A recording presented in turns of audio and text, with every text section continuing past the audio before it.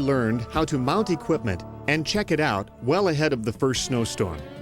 In this video, you will learn the regular equipment checks that you need to make each time you leave the shop to plow snow, as well as the equipment checks and cleanup required after a storm. This video also covers proper radio procedures and protocol, along with ideas on the best clothing to wear when you are out plowing snow.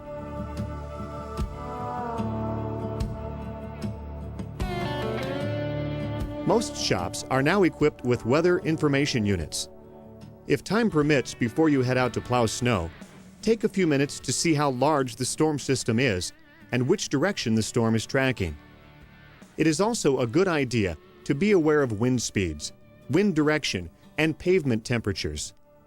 In another video, you will learn in detail how to operate the weather information unit and interpret the information available from the Roadway Weather Information System, or RWIS for short. Before heading out of the shop, always do a quick general inspection of your truck. It is a good idea to do these checks in the same order every time, making them a routine so that you never overlook any items. Start with air pressure in the tires, tightness of lug nuts, and if the weather is extremely cold, it is a good idea to pour an additive into the truck's fuel tank if it hasn't already been added to the fuel. Next, check all blades. Look for any cracks and make sure there are at least 2 inches of blade beyond the moldboard. Check fluid levels, engine oil, engine coolant, and window washer fluid. Look into the toolbox and make sure you have an extra supply of shear bolts for both the plow and wing. They can break often, so don't get caught without extra bolts. Always check and make sure there are no loose objects laying on the seat or on the cab floor. Everything in the cab, including thermos bottles and lunch pails, should be secured to prevent them from moving around. Loose objects can become deadly flying missiles in a quick stop or accident. Also, make certain your truck has a full tank of fuel. Adequate material should also be loaded onto the truck. With a little experience, you will soon learn how much material is needed to treat the section of road to which you are assigned.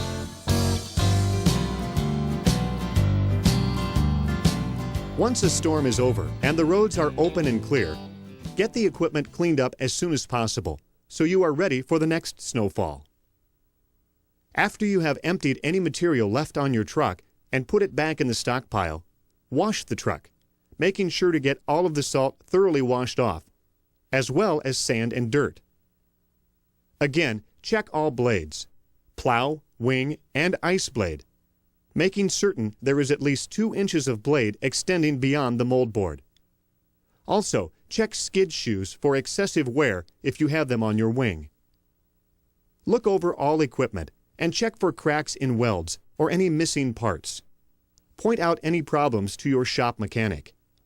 And, as you do every time before you head out of the shop, do another walk around of the truck, checking tires, lights, and wipers so repairs can be completed and you will be prepared for the next run without delays. Your two-way radio can be your most important tool out on the road, especially in case of emergencies. Whenever you get ready to leave the shop, first check to make sure the radio is on and working. You can do that by turning it on and watching for the display or power light to come on. Or call the shop to make sure you can communicate. Also, make sure that you are on the proper frequency.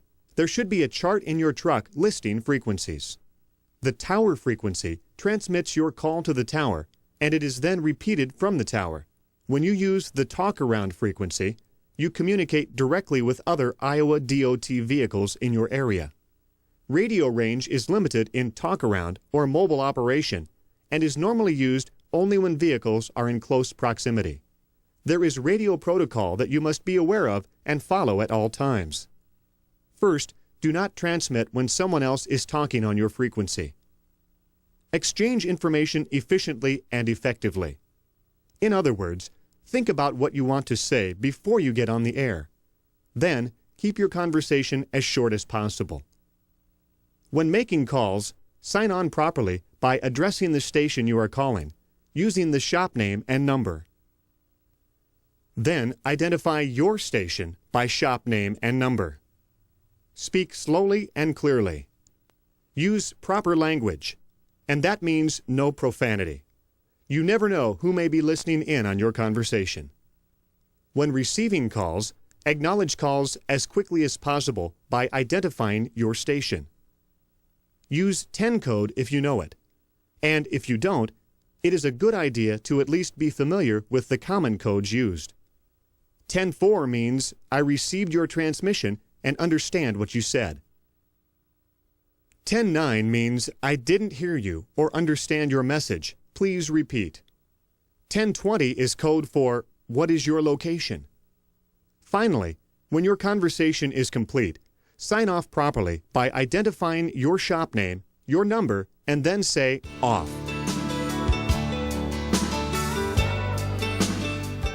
Selecting your snow plowing wardrobe may seem like a trivial issue. And it may be until you get caught out that first time in a howling snowstorm with equipment problems. It is then the clothing you are wearing becomes a vital issue. It has been said that when selecting clothing to wear, plan for the normal, but be prepared for the unusual. Experienced operators will tell you that you usually face the unusual when plowing snow. Start every shift with clean, dry skin and carefully chosen clean clothing. Cotton t-shirts and underwear are your best choice next to your skin. Over that, wear two-piece style long underwear, either thermal material or wool. On your feet, wear cotton or polypropylene socks as the first layer. Polypropylene is the best choice because it wicks moisture away from your skin. Cotton tends to hold moisture. A good choice for a second layer is wool socks. Do not wear stretch socks because they tend to cut off blood circulation, and it's good circulation that keeps your feet warm. As for trousers, jeans are a good choice. Suspenders are better than a belt because they allow for more air circulation. When you pick out shirts, think in terms of layers because loose-fitting layers of clothing trap air to help keep you warm. Over your undershirt, a heavy flannel shirt is a good choice. Pick out shirts with long tails so they don't work up and leave bare skin exposed when you get in and out of the truck. A heavy sweatshirt, with or without hood, makes a good third layer. Final protection over your shirts and pants depends on severity of the weather. Overalls with a coat or ruggedly constructed coveralls are good selections. Snowmobile outfits provide good protection, but are generally not made of heavy enough material to stand up to the rigors of the job. Always try to select clothing that is loose-fitting, since this traps air between layers of clothing and helps keep you warm. Steel-toed footwear must be worn at all times. Rubber-bottom, leather-top boots with liners are probably best. Oiled leather boots with non-skid soles and liners are good too. Buckle-type rubber boots do a good job of keeping your shoes dry, but they don't breathe, which can cause your feet to sweat. Then, when you get out of the truck, your feet get cold very rapidly. A hard hat liner or knit wool cap under a snug-fitting hood is good protection for your head. Also, have a ski mask to put on, just in case you have to get out of the truck in a severe storm. Cold, dry winds can freeze your face in a matter of minutes. Polypropylene masks called gator masks are a good choice. Mittens are generally better insulators than gloves, but limit the use of your fingers. So, it's a good idea to carry both with you. A pair of gloves and a pair of mittens. Both can be used depending on what you are doing.